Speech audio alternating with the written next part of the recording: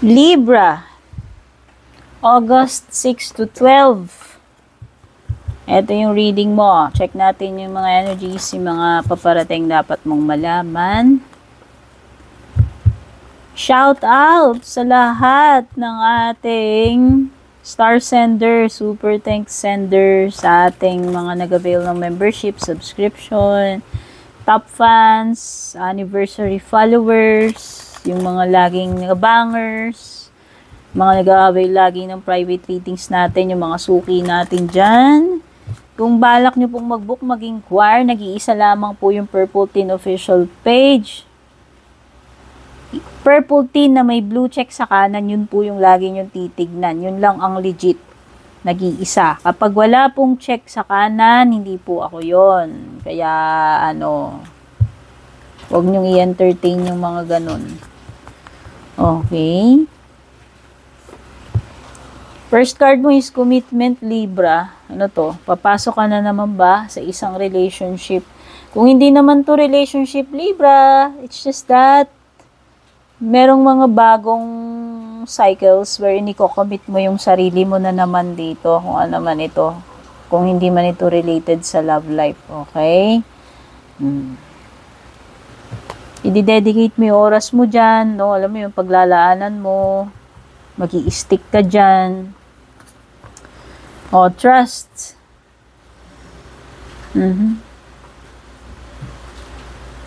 Trust to me is having faith.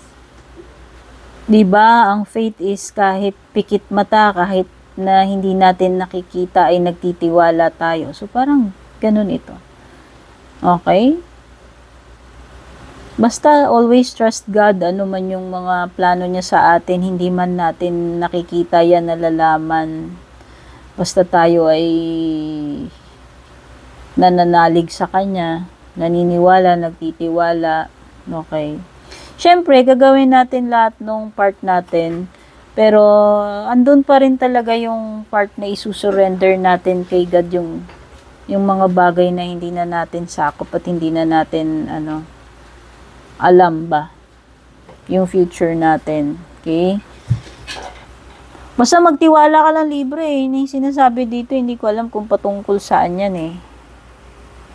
Mamaya makikita natin yan sa ibang card siguro. O forgiveness. O baka iba nagkaroon ng trust issues. Takot na kayo sigurong mag-commit. Takot na kayong magmahal uli. Ewan ko, ano ba to? Pwede namang hindi romantic. Meron sigurong hihingi ng sorry sa'yo.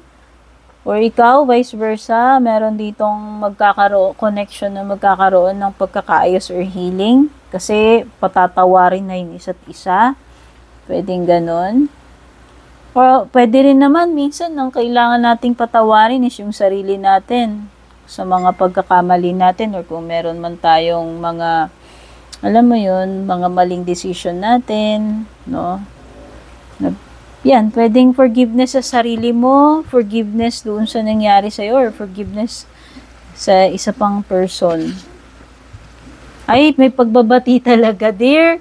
Meron, feeling ko yung iba dito may maririkindle. Basta, kung ano naman itong connection na to, friendship, family, romantic, na magkakaroon kayo uli ng pagbabalikan, pagpakapatawaran, at saka pwedeng, magtatry uli, magtitiwala uli, magsisimula uli ng commitment. So, it's another cycle for you when it comes to connection. Marirenu. Wait lang guys. Parang may narinig ako. Baka importante itong message na to. Natin. Ba't ganun? Parang may na-receive ako message eh. Mamaya na yan. Storbo eh, no? May nag-PM. Hindi ko napatay yung wifi dun sa isang phone ko. Okay. So, check natin yung tarot cards mo. Tignan muna natin yung overall this week para sa kaperahan, career mo.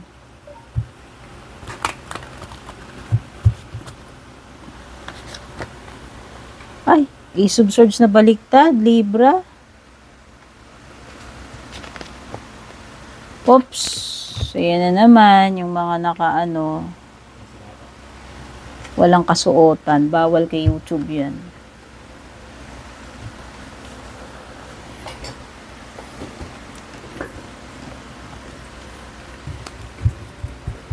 Okay. Libra, meron ng mga dapat i-embrace na pagbabago dito pagdating sa pananaw mo or approach mo when it comes to financial or kung paano ka magtrabaho related sa career mo. Pwedeng may shake up with the Tower card. It could be a sudden change, shocking actually. It could be a realization. It could mean also na merong some kind of chaos na dala-dala tong Tower card. But, the Tower card is always meant to teach us a lesson. So, yan. Pwedeng ito ay this is something na hindi mo na pwedeng takasan, i-deny sa sarili mo, Libra, na dapat i-embrace mo na yan. Tanggapin mo at ma-realize mo. Baguhin. Meron na eh. Kasi kung hindi ka magbabago, mafo-force si Tower card na, alam mo yun, siya na yung gagawa ng change sa buhay mo since inaano mo siya in denial ka pa. So, ito patungkol sa financial kabuhayan or career mo. It could be with the Ace of Swords reverse na meron something dito na hindi magiging successful yung outcome for you na related sa career or pera. Oo. It could be a wrong decision or a wrong move. Kasi Ace of Swords is about decision and taking action. Okay? So, tignan na natin when it comes to home, family. Para sa mga Libra. You have the Queen of Cups and Queen of Cups at saka si Three of Pentacles. Naulit. Ganito yung card dun sa isang sign. Binalasa ko naman to.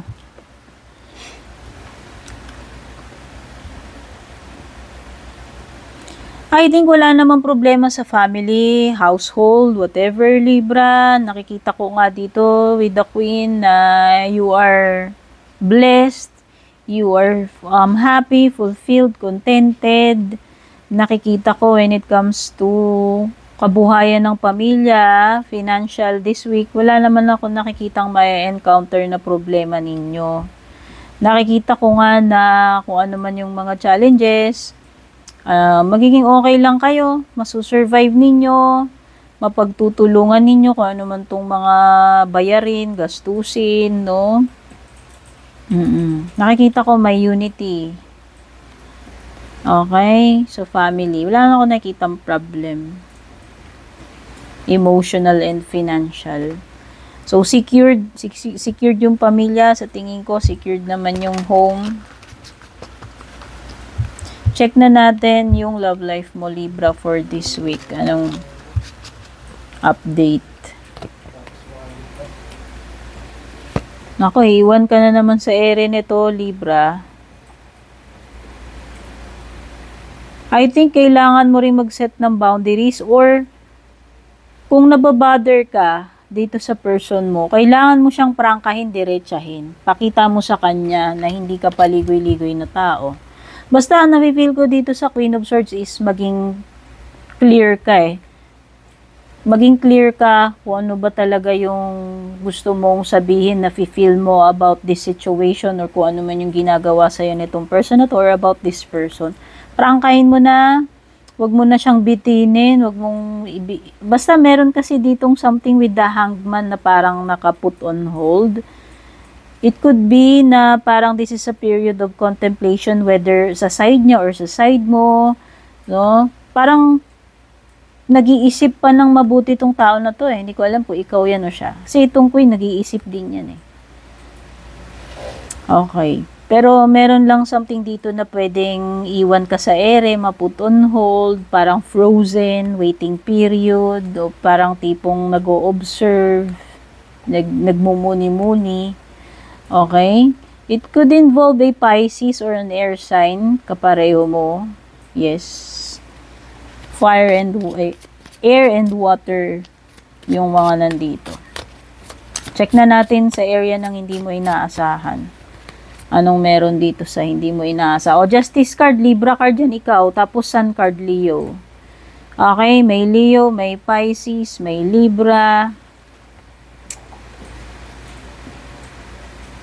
Okay, hindi mo inaasahan to, Libra, pero meron ditong something na pwedeng unfair, magiging unfair ang result, outcome for you, or treatment para sa'yo. Pwede kang ma-misunderstood, ma-misjudge. Yes, kasi baliktad yung Justice card. It could be na hindi mo makuha rin yung deserve mo. It could be pagiging biased, wrong decision, wrong action, decision, or consequences ng mga maling judgment, decision, or action mo. Oo, and for that, you'll pay the price kasi pagkakamali yun eh. Pwedeng meron something dito na nava-violate, illegal, ano pa, yun nga, unfair, biased, dehado, argabyado, energy. If you're seeking for the truth, Libra, hindi mo rin yan makukuha, baliktad yung Sun card mo. Half-truth pwedeng mo makuha, pero yung buong katotohanan pwedeng hindi.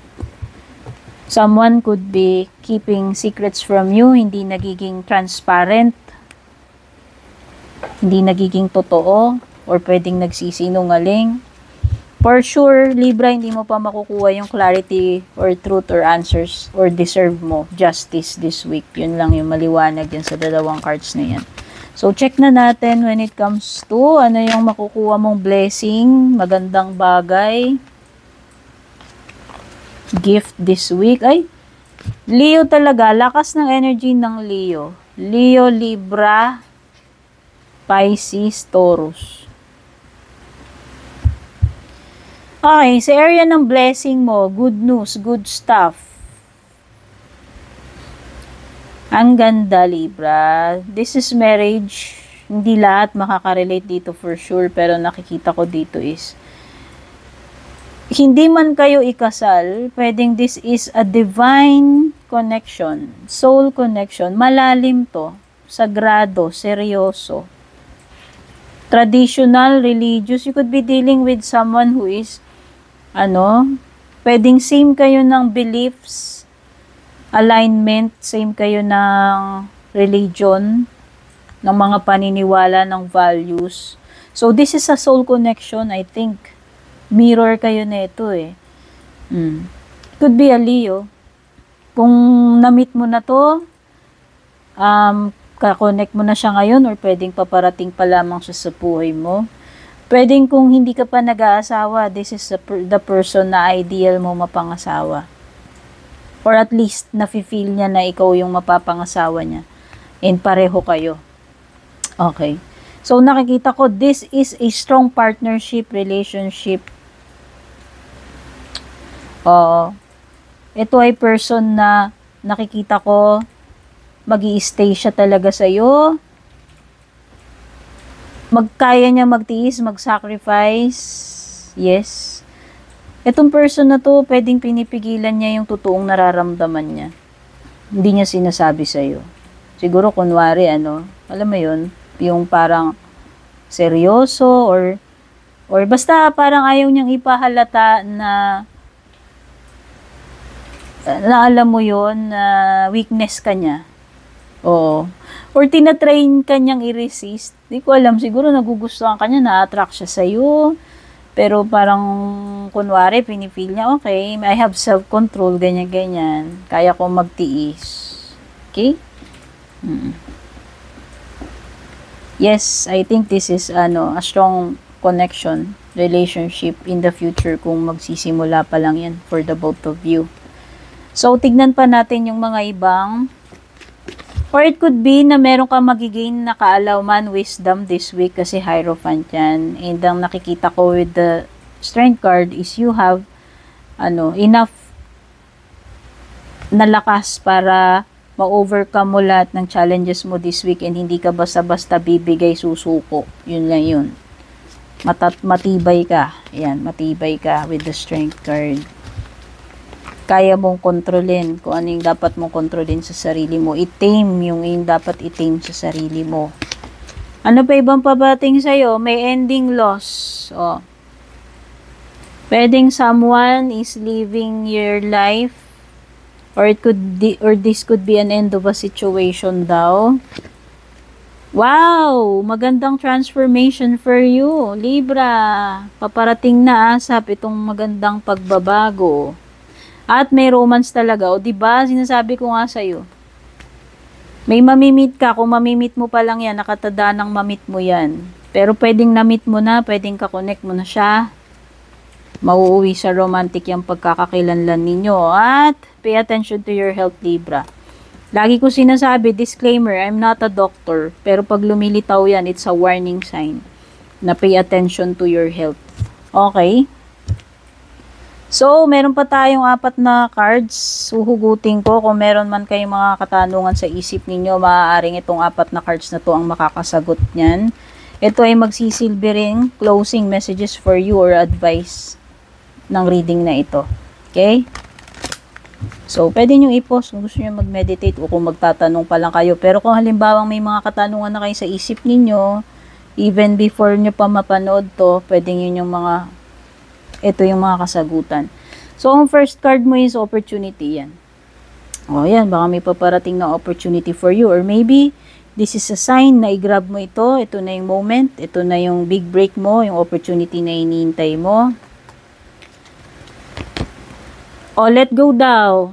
Ikaw ang nakaka-feel nito, Libra. Ano man tong bagay na dapat mo nang i-let go. Hayaan mo na yan. Pag sinabing let go, let go. O, meron din clue, timing dito. Kung nagtatanong ka about timing. Within the next few months pa raw, Libra. Hindi pa ngayon yan. Hihintay ka pa next few months. And, within the next few weeks, dalawa yung timing card mo. Either within the next few months or sa mga susunod na weeks pa. Okay? So, yan yung reading ko for you, Libra. Don't forget to subscribe, like, follow. Patap na rin yung notification bell. Pa-leave na rin ng comment. Pa-share na rin. Take care. Love you. Babush.